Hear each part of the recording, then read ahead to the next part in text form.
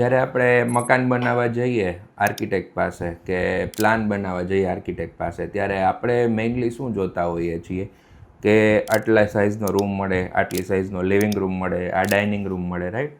પણ કઈ બાજુ જગ્યા વધારે મૂકવી જોઈએ, કઈ બાજુ ઓછી જગ્યા મૂકવી જોઈએ, કઈ બાજુ મકાનની હાઇટ વધારે રાખવી જોઈએ, કઈ બાજુ મકાનની હાઇટ ઓછી રાખવી જોઈએ, મકાનનો ઢાળ કઈ બાજુ ઊંચો હોવો જોઈએ, કઈ બાજુ નીચો હોવો જોઈએ, એ પણ વાસ્તુમાં ખૂબ ઇમ્પોર્ટન્ટ રોલ પ્લે કરે છે.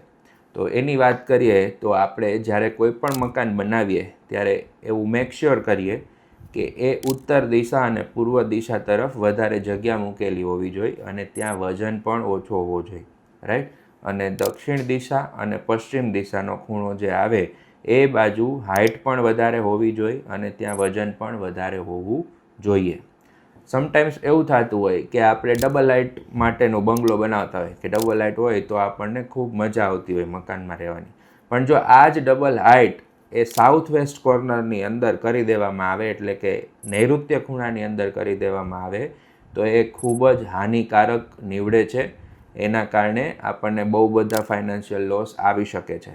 તો મેક શ્યોર કરીએ કે આપણે જ્યારે ડબલ હાઇટ વિચારતા હોઈએ તો એ ડબલ હાઇટ માત્ર ને માત્ર નોર્થ ઇસ્ટ કોર્નરની અંદર જ આપણે પ્રોવાઈડ કરીએ, રાઈટ.